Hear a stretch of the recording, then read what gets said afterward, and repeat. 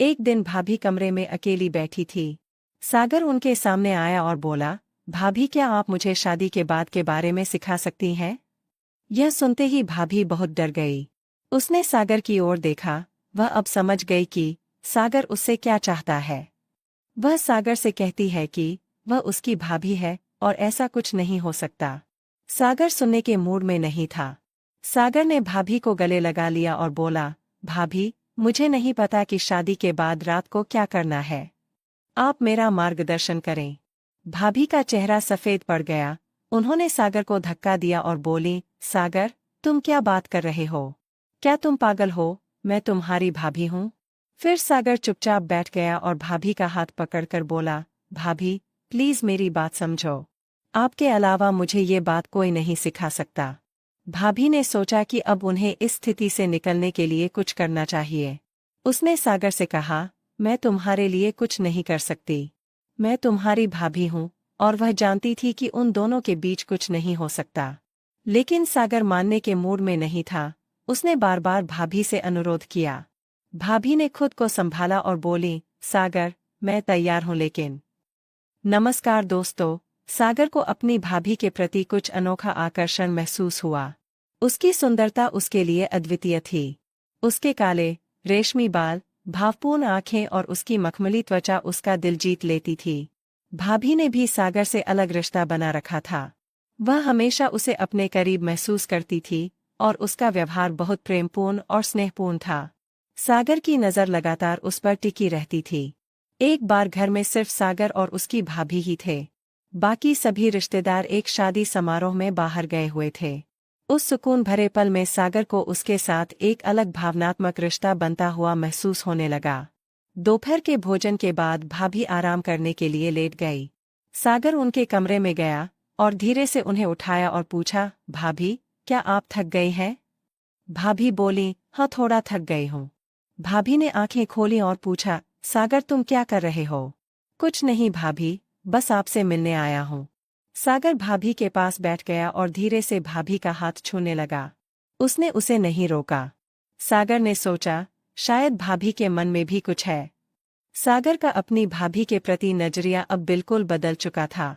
वह अब उसके लिए भाभी तो नहीं रही थी, लेकिन उसके मन में एक नई भावना उभर रही थी। इसी समय सागर का गन्ना हलचल करने लगा। उसके मन में एक उलझन थी। एक तरफ उसकी शादी तय हुई थी, तो दूसरी तरफ भाभी के लिए उसकी भावनाएं उसके मन में बवंडर मचा रही थीं। शादी की तिथि धीरे धीरे निकट आ रही थी। हर तरफ खुशी थी, लेकिन सागर एक अलग ही दुनिया में खोया हुआ था। रात को वह उठता और खिड़की से बाहर देखता रहता। उसके मन में कई सवाल थे और वह अपनी भावनाओं का जवाब ढूंढने में असमंजस में था। उसे समझ नहीं आ रहा था कि अब क्या करे। एक दिन भाभी कमरे में अकेली बैठी थी। सागर उनके सामने आया और बोला, भाभी, क्या आप मुझे शादी के बाद के बारे में सिखा सकती हैं? भाभी बहुत डर गई और उसने सागर की ओर देखा। वह समझ गई कि सागर उससे क्या उम्मीद करता है। उसने सागर से कहा कि वह उसकी भाभी है और ऐसा कुछ नहीं हो सकता। सागर सुनने के मूड में नहीं था।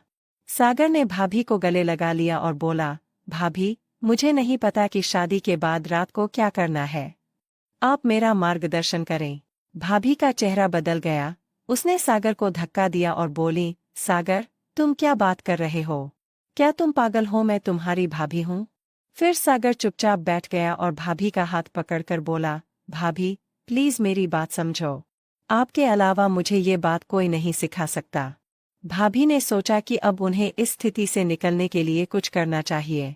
उसने सागर से कहा, मैं तुम्हारे लिए कुछ नहीं कर सकती। वह जानती थी कि वह उसकी भाभी है और उन दोनों के बीच कुछ नहीं हो सकता।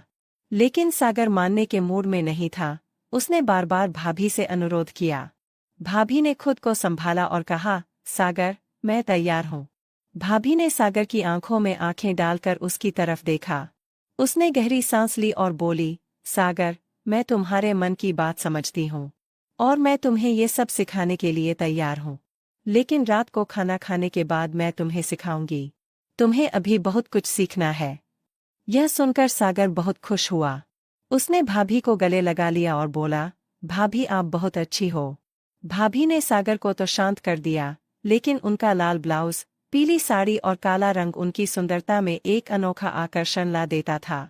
उसकी गोरी त्वचा और काली आंखें सागर को उसकी ओर आकर्षित करती थीं। रात को भाभी सागर के कमरे में आई। उन्होंने सागर को बिस्तर पर लेटा दिया। भाभी ने सागर के गाल पर हाथ रखा और बोली, सागर, आज मैं तुम्हें बहुत कुछ सिखाती हूँ। उसने धीरे से बटन खोल दिया। सागर यह देखकर आश्चर्यचकित रह गया। भाभी अभी भी तरोताज़ा और आकर्षक लग रही थीं। उसने सागर को अपने पास खींच लिया और उसके कान में कुछ फुसफुसाने लगी। सागर शर्म से लाल हो गया। उसे लगा कि आज उसकी जिंदगी का खास पल है। सागर ने जेब से एक गोली निकली और खा ली। अब वह स्पष्ट रूप से जानता था कि उसे क्या करना है। सागर ने गोली खा ली और उसकी भाभी ने उसे सब कुछ सिखा दिया। लेकिन गोली का असर बढ़ने से उसके शरीर में एक अलग ही ऊर्जा पैदा हो गई। उसकी आंखों में एक विशेष चमक थी। सागर ने भाभी की तरफ देखा और उनकी तरफ बढ़ने लगा। भाभी घबरा गई। उसने सागर को रोकने की कोशिश की, लेकिन उसने कुछ नहीं सुना। उसकी ताकत बढ़ गई और वह अपनी भाभी के काफी करीब आ गया। सागर ने उसमें प्रवेश किया। भाभी को बहुत दर्द हुआ। वो चिल्लाई लेकिन सागर नहीं रुका। उसने अपने कार्य पर ध्यान केंद्रित किया और उसकी भाभी ने उससे विनती की, लेकिन कोई फायदा नहीं हुआ। आखिरकार सागर के शरीर की ऊर्जा खत्म हो गई और वह थककर अपनी भाभी पर गिर पड़ा। उसके चेहरे पर संतुष्टि का रंग था। भाभी ने ये सब देखा तो उसकी आंखों में आंसू आ गए। कुछ देर बाद सागर को होश आ गया। उसने इधर उधर देखा तो उसकी भाभी उसके बगल में सो रही थी। वह अपने किए पर शर्मिंदा था। उसे एहसास हुआ कि उसने क्या किया है। सागर उठ बैठा और भाभी को जगाया। सागर ने उसे गले लगाया और माफी मांगी। भाभी ने उसे माफ कर दिया और कहा कि उसका ऐसा करना ठीक नहीं है। फिर वे दोनों अपने अपने कमरे में चले गए। दोस्तों, अगर आपको यह कहानी पसंद आए तो लाइक करें और चैनल को सब्सक्राइब करना ना भूलें।